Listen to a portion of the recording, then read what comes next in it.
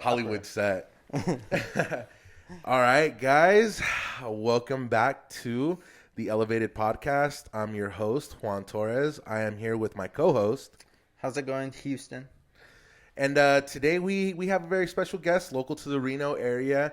Man, probably one of my favorite freaking chicken sandwiches. You know, one of my favorite or just chicken in general. Yeah. Would you say? Yeah, absolutely. Definitely the best chicken sandwich in Reno. Houston's actually the one that turned me to it, man. And since then, I have zero regrets about it. So today we have Daniel from D's Chicken. Hi, how's it going, guys? Yes, so tell us a little bit about yourself, man, and tell us a little bit about the business. So, like you said, my name's Daniel. I've lived in Reno for about 10 to 15 years now. And we just started the chicken restaurant last year, right before the global pandemic. So we've been kind of just battling through all these different changes. No one really knows what's going on all the time. So Yeah. our goal is to just, like you said, we just try to make the best chicken possible. We really believe in our food. That's what we stand by. And so, if I come in and taste the chicken and something's not right, I start throwing a tantrum in the kitchen. Yeah. Yeah. Has to be perfect. And you opened your second one, too, within the year. So, first open, pandemic, and you opened your second one. That's awesome. Yeah, I just thought it was a good opportunity, while everyone was kind of going out of business and just to go into business during the bad times so that you could look forward to the good times.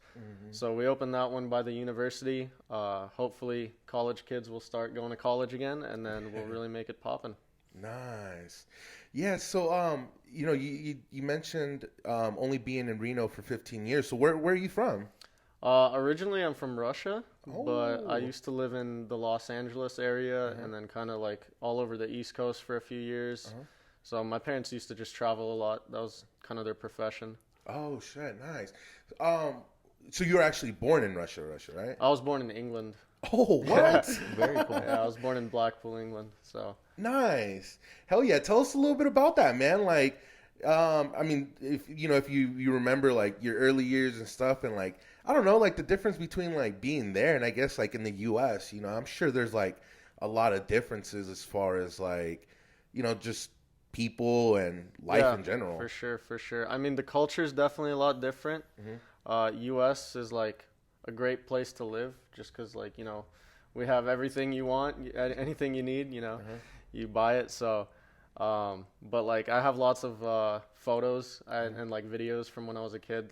Those places are all really beautiful. I was playing soccer in Switzerland, or they got all the beautiful mountains in the background. Yeah, the Alps. Yeah. But a couple of years ago, actually, I went out of the country for the first time in a while. I went to Russia in 2018 for the World Cup. What? Ooh, So yeah, I went to Moscow, St. Petersburg, and Sochi. And I got to watch a lot of cool fucking soccer players, man. Yeah.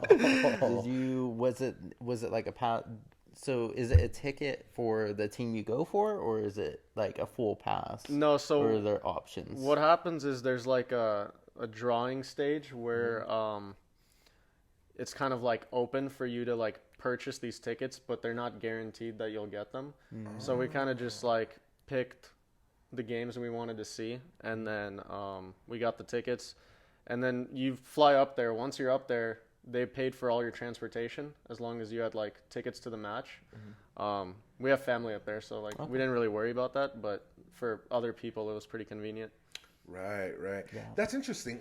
About how many games is there during the whole series? I mean, because it's a month-long event, no? Yeah, there's 3 games in the group, and then there's that's for each team. So, and then if you make it out of the group, there's 4 more games. It's a best of 16, so there's 16 team bracket left. Oh, snaps! So we only watched the group stages, and then we came back. But yeah, that's still really cool. Hell yeah, it was fun, man. I'm sure there's so many people there, and it's super hectic. That's crazy. I couldn't even imagine. Just on TV, it looks it's massive compared to even something like a Super Bowl here in the U.S. It seems the people really get into it in other places of the world. So that's cool. Yeah, and everything was really like chill. Like the fact that there were so many people from all across the world, like different cultures and things like that. Like everyone kind of just like gets together for that big event, and that's what makes it so cool and so special. Because it's kind of like it brings people together. You know what I mean? Yeah. So like. In your younger ages, or you're even talking about some of the other things that you were doing before the podcast, like right now. But have you always had like an entrepreneurial mindset, or where's that come from? Your parents? I don't know if I've always had that, but definitely, I probably always have. Yeah. I used to work for like, my first job was like a midway operator at Circus Circus, so I was like dealing with kids in the arcade games, and they paid me $7.25 an hour, man. Whoa. Like that's not even minimum wage, So I rear-ended. You remember my buddy Zach? I rear-ended him when we were like 16 in my mom's car, so I had to get that as a summer job. that's where my whole summer went, was paying off that car. Oh dang. So that wasn't fun, and then. I started working at like Jack in the Box after that, just like, get some experience. I was like 16 or 17. But, I realized pretty quick how, kind of shitty it was. Absolutely. Hey, so the origins of it was like you went from the Jack Spicy Chicken to D's Chicken. You're like, their chicken is subpar, man. Like, it's not that good. Let me make a better chicken sandwich. They have that frozen chicken. Yeah, throw in the little microwave cubbies or whatever the hell that is. Going back to your chicken, why are they so large? Like, compared to like everyone else? So we always get like fresh chicken delivered weekly, and it's chicken breast what we serve. So the chicken breasts are huge, man. They're like okay, that makes sense. They're like this big, and so obviously we're not gonna throw that in the fryer. So we cut it up a special way, special size. We try to make it as big as possible to make everyone happy. Like if someone cuts the chicken the wrong way and then it's a little smaller than it is, man, we get complaints right away. Like people are like, you guys are like skimping us and stuff. Like even though they're still massive, like people expect what you give them. So. Like go Canes. Like last time I went there, it was like little things. They're like fingers, they're little chicken things. Now does it take a while to prep the chicken and get ready? Yeah, it takes from when we receive the chicken to when it's actually served on your plate, it takes about 24 to 36 hours. Sometimes, unfortunately, if we completely like run out of chicken because we're super busy, we have to skip like a step or two. That's as far as like making the chicken like super soft, super juicy. You want to marinate it in that buttermilk for about 12 hours. Dang. But if we're out of chicken, it could be like 3 hours, or it could be even less sometimes. So, but we try to stay on top of it. Yeah, that's a lot of chicken. Yeah. Especially as busy as you get.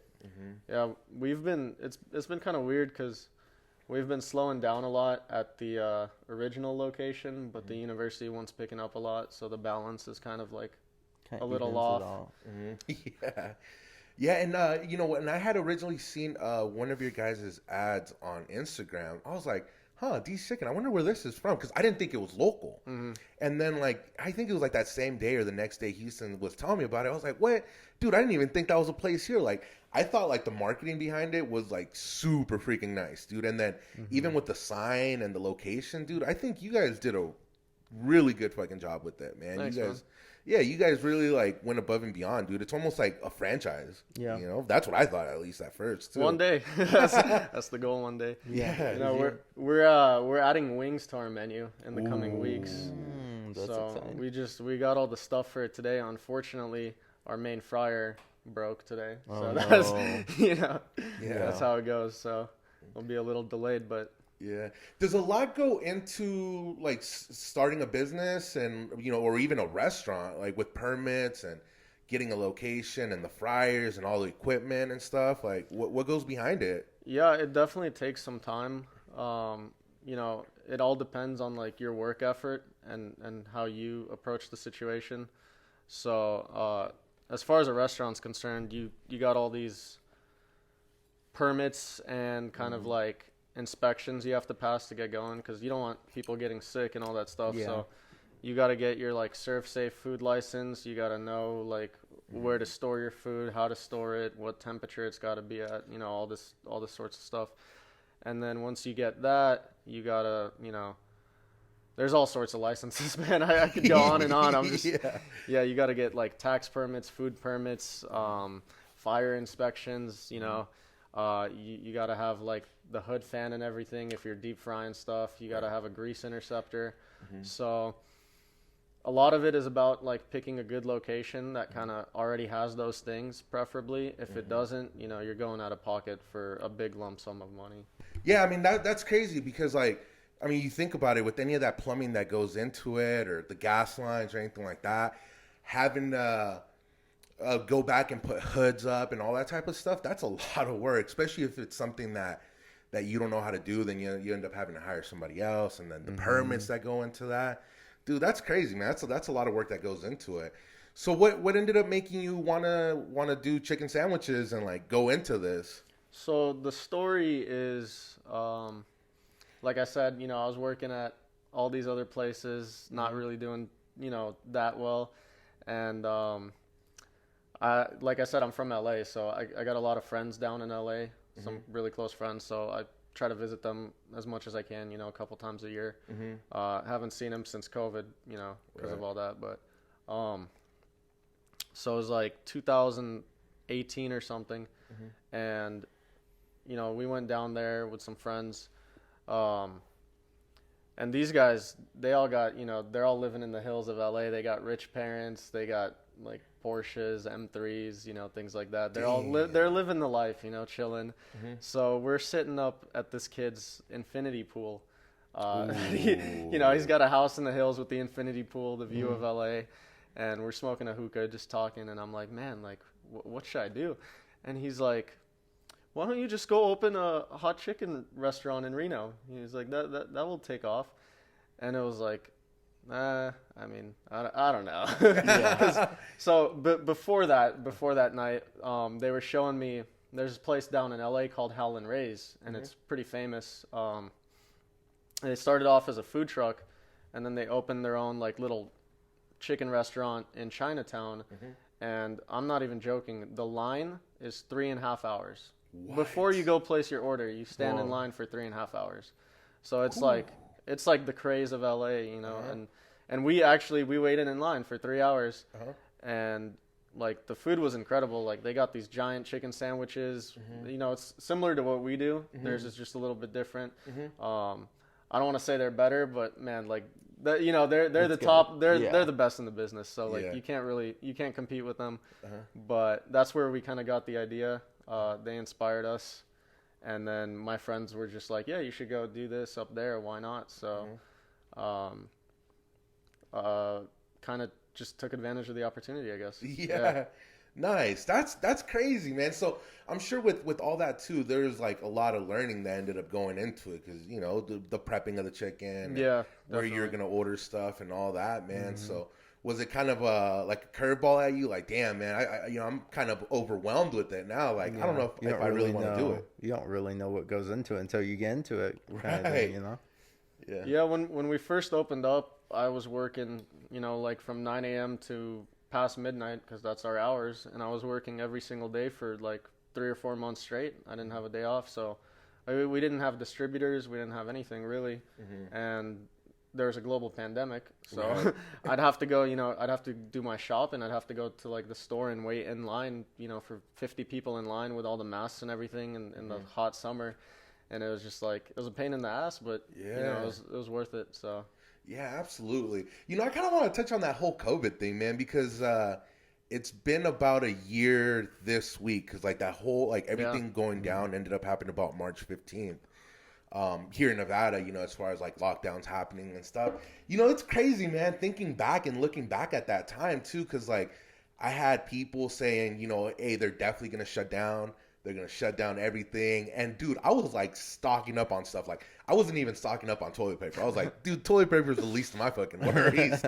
I was like stocking up on like a ton of water, rice, beans, like, food that I'm like, dude, who knows how long this whole thing's gonna last, And even like going to places, man, and like the whole mask thing, dude, it was so weird, dude. I think like the craziest part for me was like when I heard that the casinos were shutting down. And I was like, what?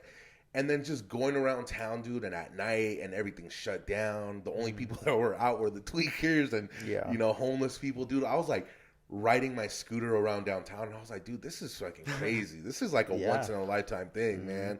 You know, and like going back to the casinos, did you ever go on REI?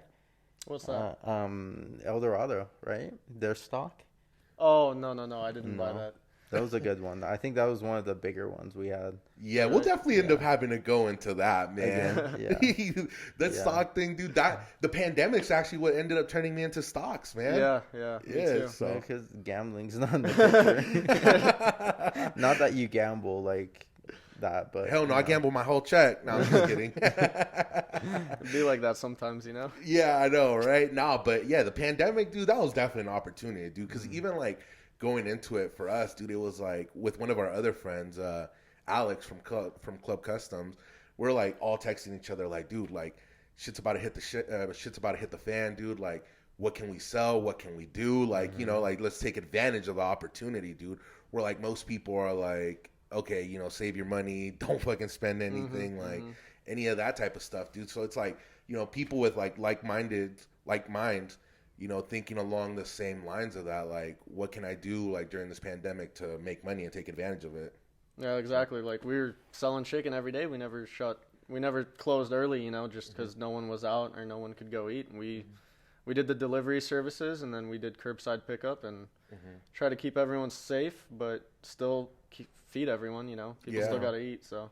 Yeah, and it's cool, too, because, like, you know, even, I mean, looking back at it now, like, you know, people weren't wanting to leave the house. Or, I mean, there wasn't anything to leave the house for, but, I mean, you're still able to deliver and, you know, enjoy Netflix and chill and eat some hot chicken, man. Yeah. For me, like, all my competition closed, everyone. So I was like, I can't close. I don't want to close. It was a benefit. And that's what happened to us as well. Like, everywhere else was closed, so that's why we got so much publicity in the first place. Oh, yeah. So what was the first location that actually ended up opening? You know, because now you have two. And then how long after that did you open up your second location? So the first one, I got all the business licenses and things taken care of in February. And then I believe we opened March 8th. So you know, you said March 15th was when they shut everything down. I can't remember the exact date. I just know we were open for less than 1 week. I think it was a couple of days actually. And then boom, they were like, nope, you're done. Like, closed. Like, no more people, you know. And I was like, oh wow, what a great time to start a business, man. That's so after that, I think it was in the summer where I started looking for, because in the summer we started doing really well. We had the Nevada Sportsnet writer, he did a big article on us, and he really liked our food. So we were super busy in the summer, like, and then it was like July or something when I was like, you know what, like, let's just do another one just so we could have more chicken that we could sell, because, you know, you get too backed up at one place, you can only get so much chicken out at a time. I was like, let's kind of spread out a little bit. So looked for a place and then found the one by UNR. It wasn't like a big startup cost for me or anything, so I was just like, you know what, I'm not gonna lose too much on this, even if it doesn't go well. So why not? And dude, that's so cool, man. Where it's like, you know, looking at the risk versus the opportunity. You know, it's like, even if it does go downhill, oh well, you know, I lost a few thousand or whatever. Like, of course, time and everything. Tried. That's the biggest thing. You never want to be scared to spend money, especially when it could make you money. Yeah, absolutely, man. That's like one of the biggest things, you know, like as a society, man, that they always just talk about like savings. And not taking risk, you know? So it's like you want to save and not take risk, but you know, money just sitting in the bank doesn't do anything for you, you know? You got to have your money work for you. So. Especially with the inflation these days, man. Dude. Yeah, it's crazy. When you're printing $10 trillion a year. It's crazy, man, right? You know, and that's why, you know, that whole thing too, man, when they're talking about, you know, just the stimulus and everything like that, like, granted, like, you know, it does help people and everything like that, but damn, man, there's just a lot of backdraws that end up happening from that with, you know, inflation and prices going up, dude. It's, I don't know, man, the market's going to crash at some point soon. I hope not. Yeah, I hope not. Yeah, I don't want it to crash. Yeah. I mean, even, you know, I don't know, like, who knows? It probably won't be like a recession as bad as it was in 2008, but I don't know, dude. It can't just keep going up and prices going up. And the housing market's ridiculous right now. It is. I was looking to buy a house, and then I was just like, you know, I can't do it right now. It's too expensive. Like, It is. It's crazy, man. And even like another one that I think is really crazy is like the prices of cars have been going up, like collectibles and stuff like that. You know, even from like really exotic cars, like $1 million cars, to, you know, older GTRs and Supras and stuff like that, man. Like prices have been going up, and it's one of the ones that I think is crazy is like the Evo 8s and 9s, man. It's crazy. Yeah. Right? They're going for that much. 30,000, 35,000 now. Really? Yeah. wow. Yeah, and they're even more expensive than one of the like the Evo 10s, like one of the newer ones, you know. So I'm interested to see like what ends up happening, like once the market goes down or crashes or something, like will those prices maintain? But I've even heard of like LaFerraris or Ferrari Enzos or some of the higher exotic cars like going for 2 or 3 million overpriced, you know. So it's crazy, you know, a $1 million car now going for 2 or 3 million, wild. So I don't know, it's interesting. Speaking of Supras, I see you got one. yeah. I just picked up a Supra GR 2021, I believe. Ooh, okay. Yeah. Is that the one with the like, because like the older ones, like the first generation or the one that came out before this one, they were like 320 horsepower, and these are like the newer ones with like 360 or something like that. I believe it's 383. That's what it says, but nice. it's the BMW engine, so you know how they undervalue their numbers all the time. Yeah, because it feels like a 400 something horsepower car, man. Really? Like it pulls. Nice, dude. I was before I got the one that I have now, dude. I really wanted one with the B58 motor, but I couldn't find a 340. That's a BMW, right? Yeah, okay. yeah, the B58 motor. So I couldn't find a 340 with an all-wheel drive system, or else I would have definitely got a fucking the M340, man. See, But my friend found the M240 with the X-Drive, what? and he got it here at Bill Pierce BMW. Because he saw my car, and he just got back from the military from Turkey, and then he was like, I need to go look. I need to go look at some BMWs. And it was right there, and I was like, shit, man, I spent 40 grand more for my car, and his car's like the same thing, but all-wheel drive. way. And like, I was like, fuck, man. That's wild. Yeah, because you had that M2 competition. Yeah. Ooh. It's a crazy car. It's a beautiful car. Yeah. It's a beautiful car. Was that in the Atlantis Blue? It was, I forget the exact name, but yeah, it was like a light blue. I forget the name of it. Such a nice looking car, Yeah, man. What made you want to get the BMW, or you know, like what's the story behind that? My friends in LA, they all have Beamers, and one of my friends actually let me drive his down Los Angeles Crest. It's like that big mountain, so it's kind of like our Mount Rose or Virginia City. So he had a M4 at the time, like a 2019 M4 with a stage 2 tune on it, and it was manual. And he just looks at me, he's like, you want to drive it? And I was like, are you serious? Like, hell yeah. Yeah. Like, I had my Subaru at the time. I still have the Subaru. You know, it's just sitting there. Collecting dust. I test drove M4 at CarMax. They just like hand over a key, and it's like, it's crazy because it's turbo, right? Yeah. And there's no delay. There's no turbo lag, and it's just instant. Did and you it just do keeps a going. manual or a auto? It was auto. Auto, yeah. The autos, they have the that DCT transmission in them. Yeah. It's like butter, dude. Yeah. It shifts like butter. Dude, it was so crazy. And then there's no park. You put in neutral, you put the little brake. Yeah. It's super cool. Yeah, that was a nice one, dude. Because I was trying to talk you into getting one. But that thing was like super nice specs, man. It even had the carbon fiber roof.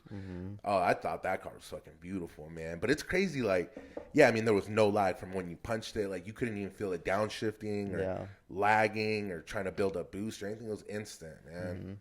That was cool. Have you test driven Tesla? I have, yeah. Yeah, it's crazy how instant that is too. I test drove a Model 3 Performance. I was looking at getting that, but I decided to wait on the electric vehicle. Yeah. I'm actually invested in electric vehicle stocks. So Oh, yeah?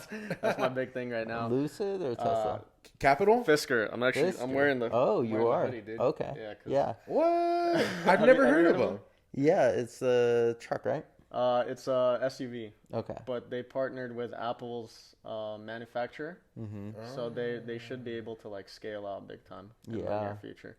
Oh, We'll see how it goes. I actually pre-ordered one. They come out in 2022. They look badass. They look like electric Range Rovers, basically. Really? Yeah. Nice. They're bigger cars, aren't they? They're big, yeah, but it's it's like 37 grand starting. Once you get the tax credit, it's right under 30,000 for a car like that. Like with all the technology it's gonna have, that's a great deal. Yeah. Damn. Yeah. When I pre-ordered the Tesla, I didn't get it, but they said the tax credit was no more. It wasn't a thing anymore. No more test drive?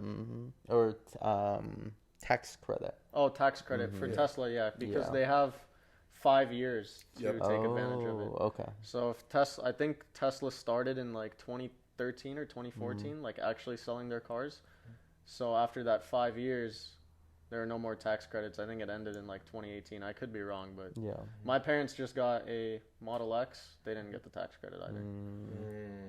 Yeah, because I know it was reducing like every 6 months or every year. So whatever the original cost was, then it kept going down and kept down on that tax credit. So, but yeah, I've never heard of them, dude. One of my buddies was telling me about Capital, the ones that partnered up with Lucid Churchill Capital. CCIV. Yeah.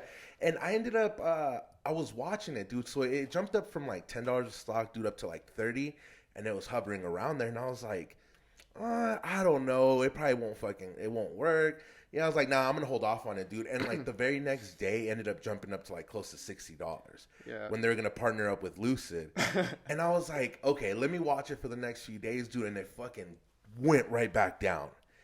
And I was like, well, it's a good thing I didn't put any money into it, dude. Yeah. But that was, I totally missed out on it, man, because I would have made some good money on that. So I got you beat on that one. Oh. my friend trades a lot of stocks too, and I saw CCIV, the company you're talking about, when it was, I think it was like $12.20 a share, and I was like, dude, I'm like, this thing's gonna blow the fuck up. But I had no capital to invest because all my funds were in Fisker, and I was like, I'm not gonna sell, I'm not gonna transfer. But I told him, because he trades a lot. And I was like, you should look into this. Like, I didn't say, buy it right now, but I said, you should look into this. It's probably going to blow up. And he bought it at like $13 a share, rode it all the way up to 60. His account hit 7 figures. So he made $1 million, which is pretty insane. Yeah.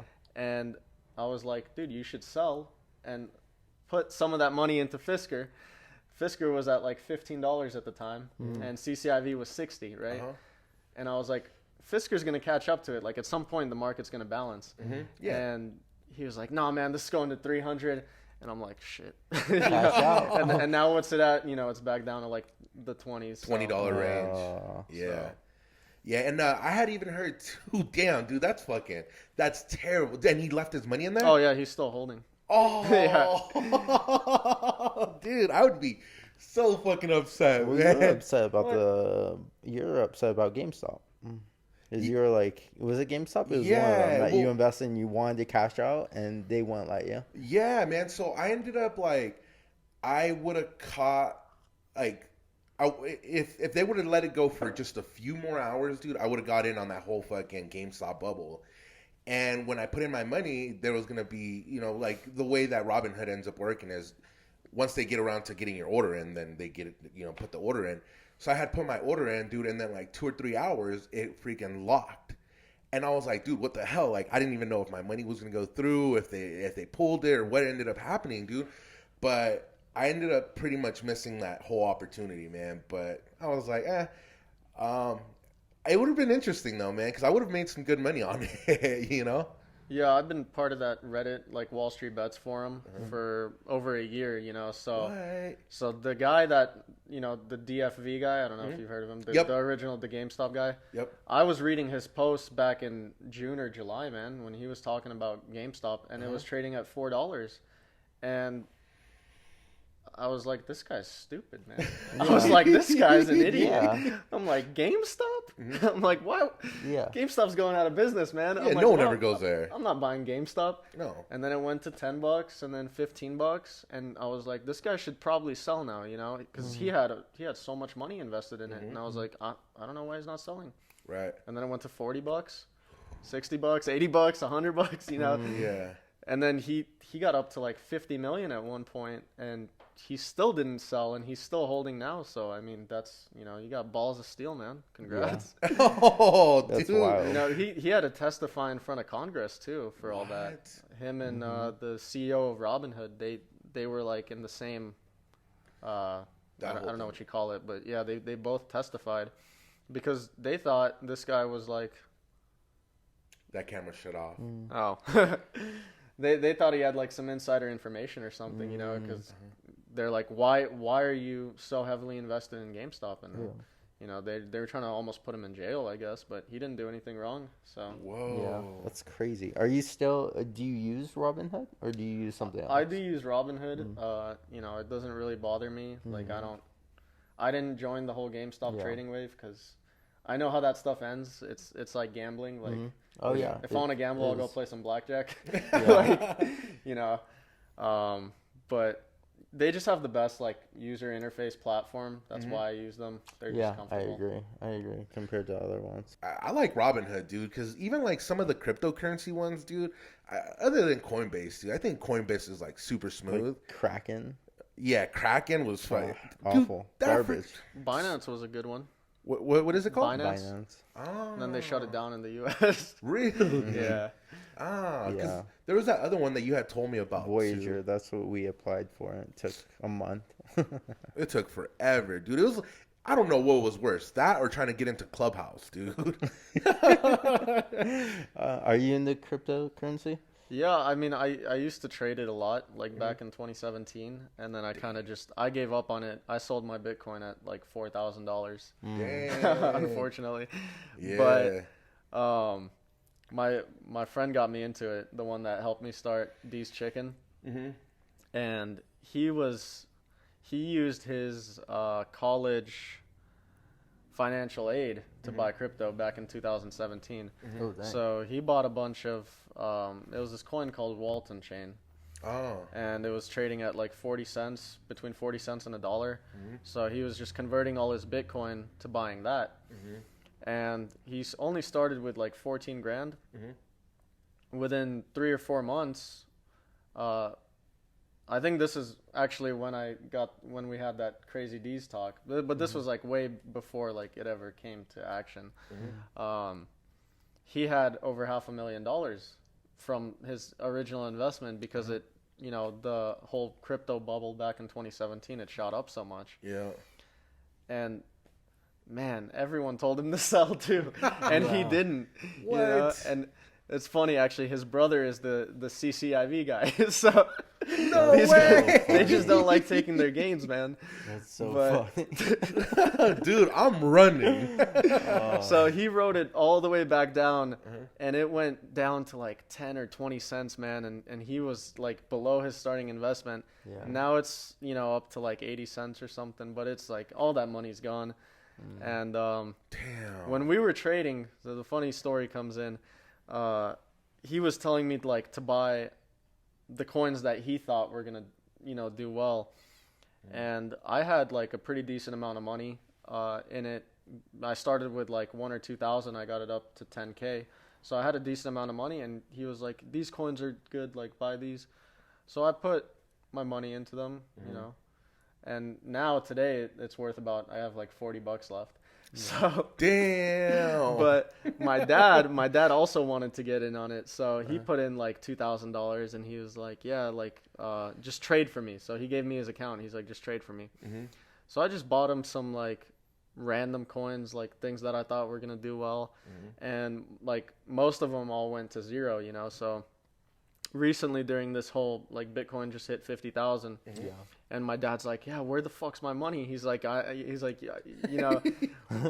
did you buy and stuff? And I was like, "Yeah, it's gone." Bitcoin. I was like, "You don't have anything, man." But then I was like, you know what? Like, let me just check and see. Like, maybe he has something, Like, let me just check. So I tried logging into his account because it was through Binance on the phone, and the phone was like, we don't support U.S. customers. Like, you can't use this. So I was like, I gave up on it, you know? Yeah. But then I called my friend. I was like, so did we get scammed or something? I'm like, there's no way to access our funds. And he's like, no, you just have to go log in from like a computer. Yeah, VPN. So I did that, went on the internet, and it was with my dad. I was like, he had his laptop. I was like, hey, you want to just like go on Binance real quick and we'll just see if you have anything. Mm-hmm. So he logs in, we open it up, and it literally says exactly 10,000, like on the dot, $10,000. And I was like, oh, it says you have $10,000, and he's like, no, I don't. He's like, you're fucking lying to me. He's like, that's someone else's account. I'm like, no, it's your money. It's right there. Yeah. You know, so that was good for him, but. Yeah. Everyone else lost on it, man. Dude, that's crazy. And you were ready to freaking give up on it. You're like, dude, screw it, man. Your money's gone. That's so funny. Dude, that's like the thing that scares me about like Bitcoin and stuff, dude, or just crypto in general, man. Like changing wallets and stuff like that, dude. Like you forget your password and it's done, dude. Mm-hmm. And me and Houston were actually doing some crypto trading like recently. And I sent him some money, and he's like, all right, so we'll do the transfer from Bitcoin to this and everything like that. And I'm like, all right, dude, it's been freaking 10 minutes, dude. Like, the money isn't in there. It gets stressful. Yeah, and I'm like, dude, are you fucking sure? Refresh that shit. He's like, chill. I was like, dude, just so we're clear, this is your money, dude. This ain't fucking mine, dude. If it goes through, then it's mine. All right? But I'm like, dude, hell no. You were so worried about it. I was like, it takes time. Yeah, read the numbers. It does. It's fine. Hell no. And I'm like, dude, make sure, man. It took like an hour and a half to finally go through. Well, if you send it to the wrong address or you use the wrong like transfer service, it just disappears into thin air. Like, where does it go, you know? Yeah. It makes you wonder if people are generating a bunch of wallets. Yeah. Like, a ton of them. So someone accidentally misses it and just sends it to yours. Mm-hmm. Right. I don't know if it's worth it. Yeah, but you'd have to go through and check like 50 different accounts. That'd be I don't know, man. Dude, I would be so pissed, man. And like you hear about those stories too, or people like forgetting their like just Bitcoin wallet, dude, and it's like, you know, there's a ton of money in there from when it went up, or they bought it years ago, and it's like, dude, it's just gone. You know, and don't you only get like 3 or 4 tries and then it just fucking disappears? Yeah, it depends what you have. If it's not on an exchange, if it's on a wallet, I believe that's the case. Yeah. Oh, yeah. So they say it's safer to store it on a wallet because it can't get hacked. Mm-hmm. But then that can happen, right? And it's like, oh, no one can have it now. So I wonder what ends up happening to that. Like, it's just gone? It's just there. It's gone. Back into the universe. See, all right, man, here's another business idea, man. I always end up having these fucking business ideas, man, and hopefully one of our guests freaking ends up going through with one of them, man. So we got to have, like, a crypto recycling center where these, like a lost and found, right? Where we're, like, the middleman of it. And then if someone's like, yeah, then you're like, okay, dude, you got to kind of prove it to me that this really is your account. Yeah, we should make our own coin. That sounds good. I like it. Dogecoin blew up for a second. Yeah, dude. We have some celebrities. Hot chicken coin. Why not, dude? I like chicken. I like hot chicken. Yeah. Your guys' chicken sandwich is bomb, dude. Let's do it. Hey, but if you end up doing it, dude, I'm going to be pissed if I'm not in on it, man. If I'm not in on the early days, I'm like, we'll send you like 100 coins every week or something like Perfect. that. Yeah. There you go. I'm in on it. Let's do it. I wonder how hard that is to do. Is it possible to like start your own coin? It's possible. Most of them are scams. Like if you actually want to do like a legit one, it's a little difficult because there's a lot of like background work. Let me call my boy Elon, dude. You guys may have heard of him, dude. Let me see if he can fund us. I think isn't kind of like the same thing with the NTF artwork, because those are like it's a giant like wallet kind of. I don't know the backgrounds of it, man. I don't really understand it. It's big right now. Have you heard of NFTs? What's that? So it's we're like, no, you tell it. No, you tell them. So it's an art piece that's only it's graphically designed and they make it. It's a one-off. Well, you could just like copy and like you could take a screenshot and own it, but you don't really own it. So people are spending a ton of money. So it's digital collectibles. Yeah, no, I know what that is. Yeah, and it's kind of like a cryptocurrency, like in a way, because it has it like a giant code. But those websites, they usually have like a overlay on it or something so that you can't just screenshot it, right? Yeah. Until you buy it, but then you could just Yeah, I'm not exactly sure because it's also video too. Okay. Yeah, I was telling them too that you could buy like sport clips, like, from different events or like Michael Jordan or stuff like that. But I was like, dude, like, what would you do with it? And then just a little bit ago, he was telling me that they actually sell like digital frames for it, so you could hang it up and then you have your NFT hanging up on the wall. So yeah, and this one guy I've been following him for a while. His name's Burple, something like that, Beeple, and he just broke the record of selling these like 3 pieces of art that he sold them for like $3.6 million. Just like they're his, he recorded them or he made them through like Photoshop or whatever he did. Okay. So he designed these pieces of art that is only online based. Wow. And, it's creepy, crazy. dude. They're freaky. Some of them are a little weird, yeah. But. Man, I give respect to those people though, because it takes the time it takes to like sit there. Like you have to be patient and passionate, so it takes a lot. Yeah, man, it's crazy. Like when I first heard of it, I was like, dude, like I don't know what, like why would people want to have like a digital collectible? But I guess it's the new thing. Like you bought this file for thousands of dollars or hundreds or whatever, man. But yeah, they even have trading cards and pictures and I don't know, a bunch of everything. Things. Yeah, all kinds of things. All collectible. Maybe we should have some hot D's NFTs, man. Yeah, some chicken sandwich pictures, man. That like, if you don't live in the Reno area, but you want to see what one of these chicken sandwiches look like, you own one. $45 for a picture. $45. Or you could just check our Instagram for free. Yeah. I mean, there's that, dude. I'm just saying. Was it okay? So one of the websites that you sent me was you could buy a ticket to the moon or something like that. Mars. Yeah. It was like that was a while $3.95. ago. That was a while ago, right? Yeah. Where you could buy a ticket to Mars when they. Yeah, and I wasn't sure if it was just like a picture of a ticket to Mars or like an actual. Or this recently. It was kind of recent, like a week or two ago. I have no idea. Yeah, he doesn't remember. Point is, you could potentially buy a ticket to Mars, and I don't know how that would work. I'd be down to go to Mars. Hell no, man. I'm cool, dude. I'll wait here on Earth for you guys. Yeah. No. I don't know. That I think that is one of the most trippy things you could possibly do is like space travel. Space travel just seems so fascinating. Like, I don't know. It just like if you've seen like everything here, you just like what else is there? You want to go further, and I think with the technology we have and stuff, like space travel for someone that just wants to go to do like a round trip flight around the moon or something, that's probably only 10 years away. I mean, it's going to cost you a big chunk of money, but it's only 10 years away. Yeah. That's so crazy. That's so cool. I could totally see that. It's amazing that we're going to see this in our lifetime. Yeah. Right? Dude, so kind of switching gears, man. I see you have a really cool timepiece, man. So are you into watches? The Seiko, yeah, a little bit. Yeah? What made you want to choose the Seiko, man, over like... Dude, like the Rolex is like, everyone's always like, dude, the Rolex is like, the watch. But that is such a nice fucking watch, dude. And if you know, you know. Thanks, man. Yeah, it's the Rolex it's a little too flashy, and it's really expensive too. It's it costs a lot more than this, but I like the I believe this is titanium, so it's very light. So I just kind of like that light feel. Like it's a watch I can wear daily.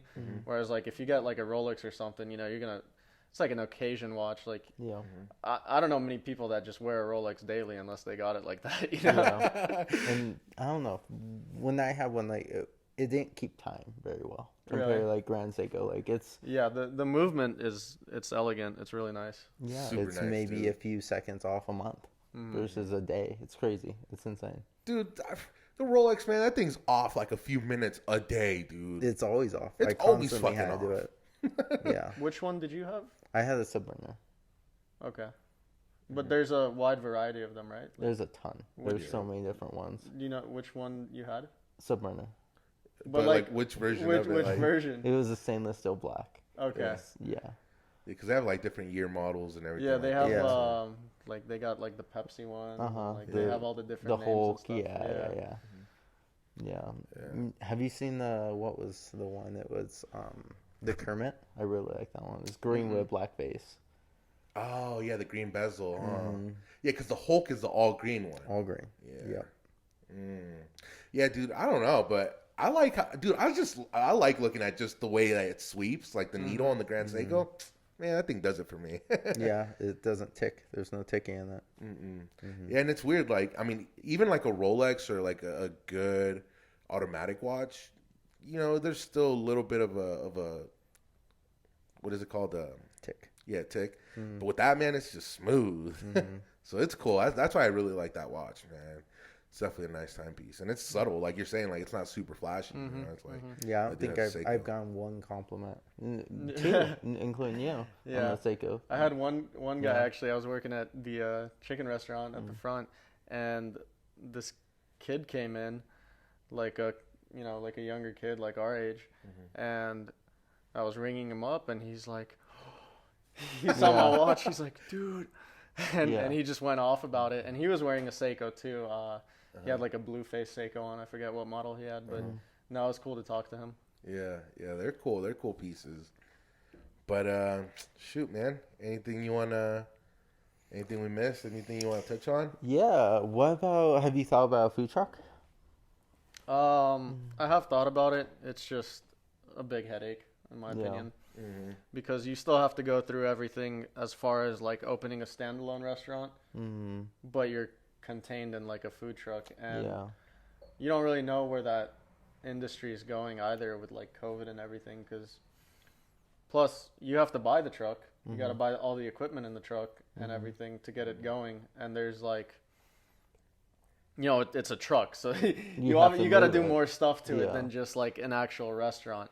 Yeah, that's true. And then on top of that, like we don't really know where things are going with this whole like kind of shift in movement. Like, are people going to go out and try to order from like food trucks? Like Food Truck Friday used to be a big thing here, but who knows if we're even going to have that anymore. So yeah, it's true. And plus, you still have to pay rent.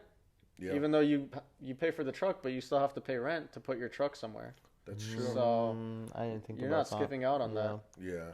I guess like the upfront cost, man. It's a lot of money like going into it, because you actually have to buy a truck versus just leasing a location. And you know, kind of going back to that, everything with the chicken too. It's like thinking about it. That's like one of the things I always tell Houston too is like, you know, like you don't even really have to reinvent the wheel. You know, just go to a big city, look at something that's good in their city, and then bring it back here, you know. And that's kind of like what your friend was telling you with everything. So I mean, no need to reinvent the wheel. Just see, you know, what's missing here and bring it over. But did you ever tell your friend, like, dude, fucking the chicken thing, dude, that was a good idea? yeah, no, of course. Yeah, of course. That's cool, man. That's really interesting. It's just like, you ever thought about starting a chicken, like chicken sandwiches? They're good. Yeah, he helped me make the recipe and everything, so That's super cool. Yeah, that's cool, man. Well, I think this is it. I'm happy. I'm good with this. Yeah. So tell us where we could find you, where we could try the chicken, where we could find you online. You know? Yeah, we got a website, crazydshotchicken.com. You could follow us on Instagram, crazyd's_hotchicken. I don't know why Crazy D's Hot Chicken was taken. Like, it's not even taken. I can't find an account with that, but they made me like change it like to an underscore or something. So Instagram is crazyds_hotchicken. And you could find us right next to the Atlantis Casino, right across the street from Lucky Beaver, or you could find us at 101 University Terrace right by the UNR. Nice. Hell yeah. Oh yeah. Well, thanks for coming on. Yeah, thanks for having me, guys. Yeah, it's a pleasure.